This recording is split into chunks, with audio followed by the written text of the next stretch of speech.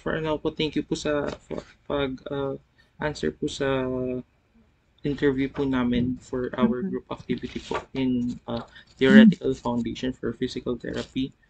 Ready na po ba Ah, kayo? yes, yes. Okay. So, first question po is, what motivated you po to pursue physical therapy as an undergraduate course po?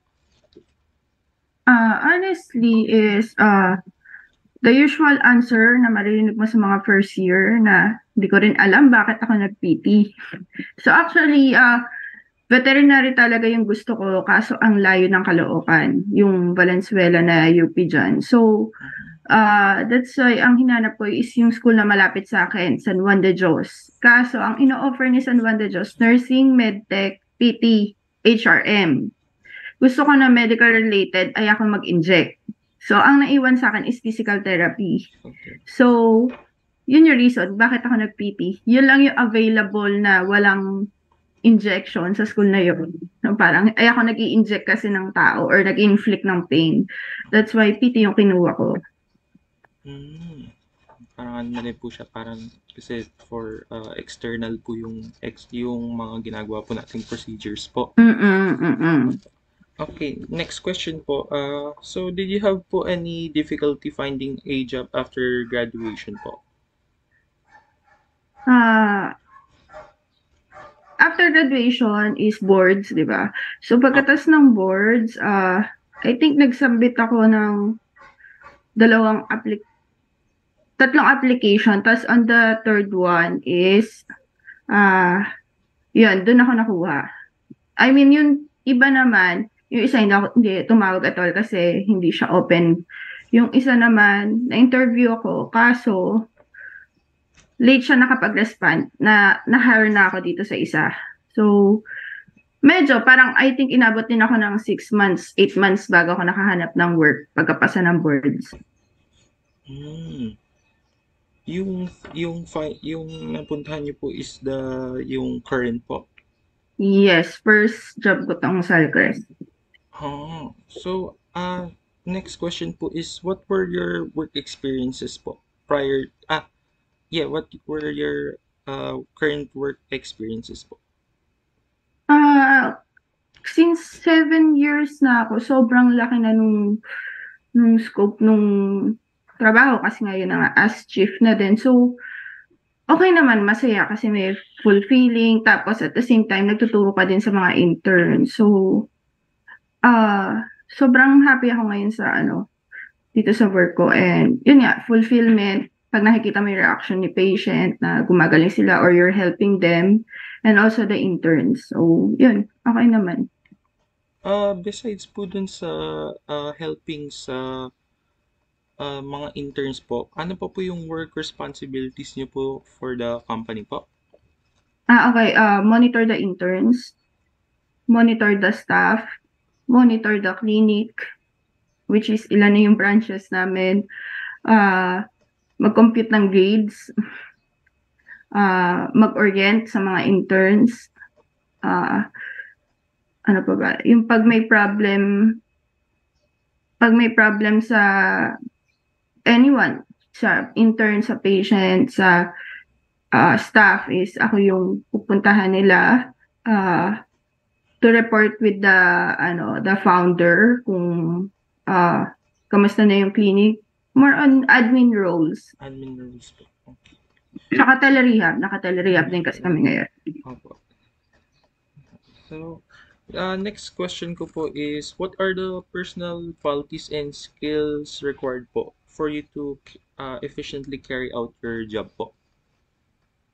What are the qualities? Apo, personal qualities and skills po required.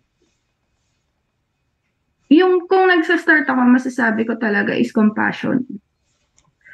Sobrang importante siya kasi ngayon din, nakikita ko din kung sino ang interns or staff na may compassion talaga. Lalo na ang work ko ay nasa foundation. So talagang mga pasyente ko is hindi talaga sila nagbabayad at all, talagang wala. Pero may mga branches din kami na talagang pangmayayaman pero libre pa rin, parang gano'n. So iba kasi nagagawa ng compassion. Pag kasi may compassion yung bata, ano siya, parang eager siya na gumawa ng paraan matulungan yung pasyente.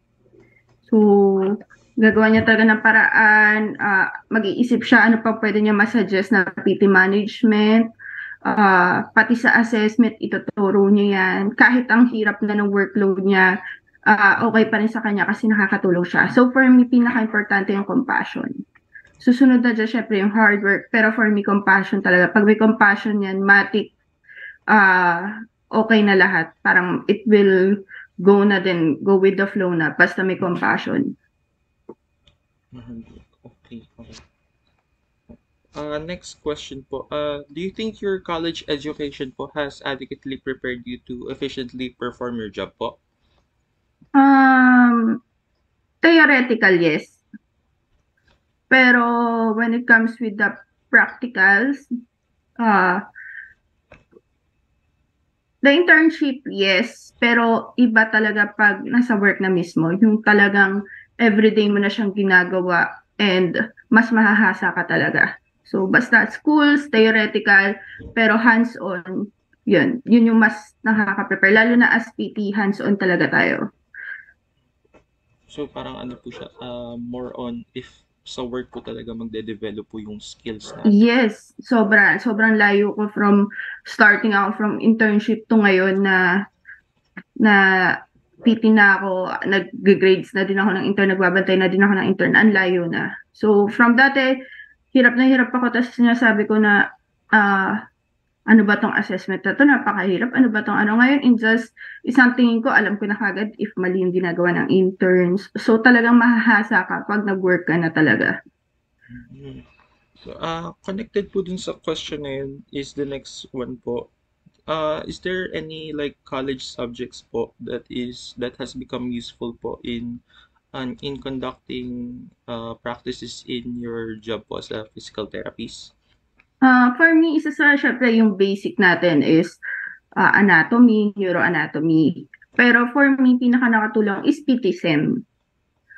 Kasi documentation yung PTSM eh. Mm. Kasi once na nasa field ka na or nag-intern ka na, pinaka-importante ang documentation. Mm. Kaya pag PTSM nyo, focus ka doon. Kasi yun na yun. Yun na yung talagang makikita mo sa mga clinic, sa mga case conference nyo. Yun na yun. Included po ba dun sa PTSM po is the like how to conduct the SOAP Yes, yun documentation? yun. Yun Yes, po. SOAP. Hindi ko alam kung PTSM pa yung tawag sa subject nyo sa course nyo, sa subject na yun ngayon. Not sure kung PTSM pa, pero 8 years ago, PTSM yung tawag namin. PTSM 1, PTSM 2, parang ganon. So yun, SOAP, case conference, yun yun.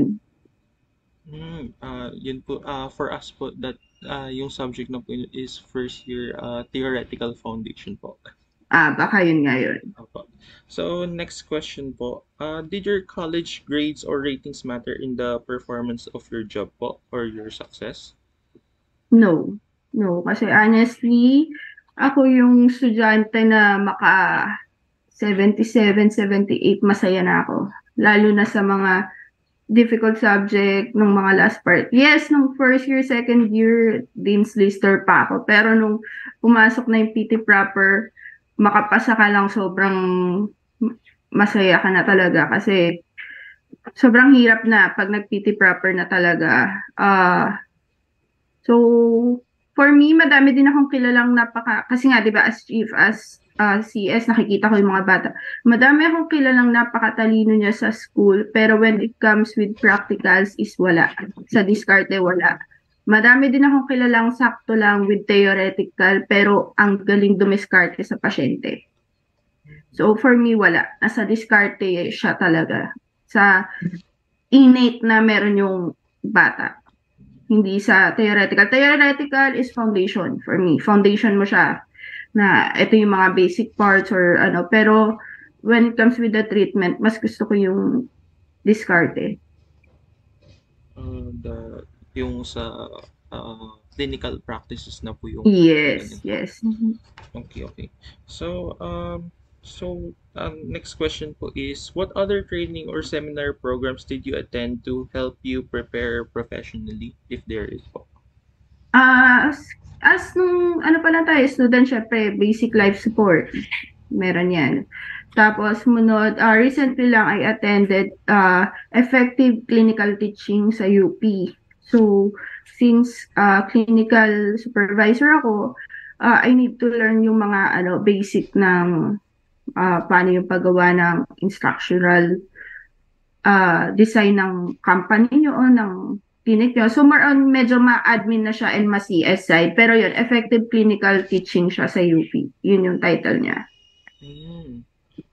Yun po yung parang seminar po. Okay. Next question po is, do you think a graduate degree is important in being successful in your chosen career po? Being Being graduate, uh, a graduate degree is important in being successful in being a PT po. in our field as PT, yes. Kasi we need to be, di ba, na graduate tayo plus license. So, talaga importante siya sa atin.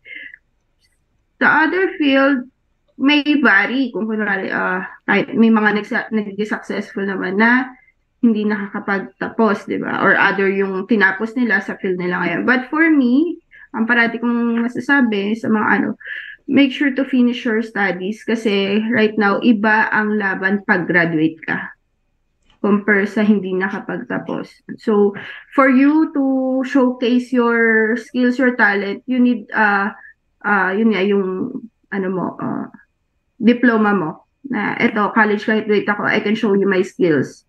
Compare sa wala kang diploma mapapakita. So, for me, yes, kailangan talaga siya at importante siya sa field natin. Mm-hmm.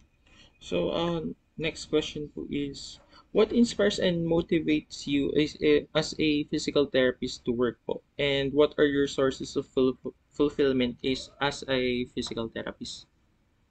So, yun nga, at first, mahirap, nakakapagod, pero every time na yung patient mo ay gumagaling, nagpapasalamat sa'yo, walang kapalit yung feeling, yung fulfillment, pag yun nga, yung patient response, yun yung mo dyan, na gratitude, patient's gratitude, intern's gratitude, ayun. At saka yung feeling mo, self-feeling mo na nakakatulong ka sa community. Yun nga po, parang sinasabi po nilang yung ngiti lang po ng pasyente po natin is parang okay na po para mabayaran po lahat ng hirap po. Yes, true yun. Lalo na pag sinabi nila na tinulungan mo talaga sila. Grabe yun na parang may purpose pala talaga.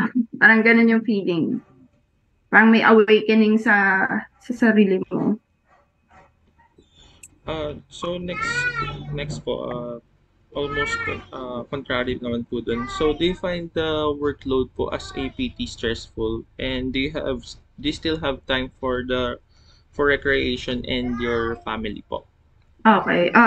Stressful, yes. Kahit na nasa work from home ako, stressful siya dahil sa bigat ng load ko na pero sa admin, nagte-tele-rehab din ako and may mga interns din ako tinuturuan. So yes, stressful siya. The advantage is work from home ako. So yes, naalagaan ko pa yung 3 years old kong anak. So may time ako. I have recreational activities pag weekend. So meron pa naman. So work-life balance lang talaga. Okay. So, last of the questions po. So, number 13 question po is, as a physical therapist po, do you think you have achieved your goals or do you aspire for more po? Both, na parang somewhat for me, na-achieve ko naman siya. Hindi ko na-imagine na magiging chief ako before or na ganito kalaki magiging if ako. Pero, yes, I'm planning pa mag-take ng masteral. So, yun. Siguro, a year or 2, baka mag-masteral ako.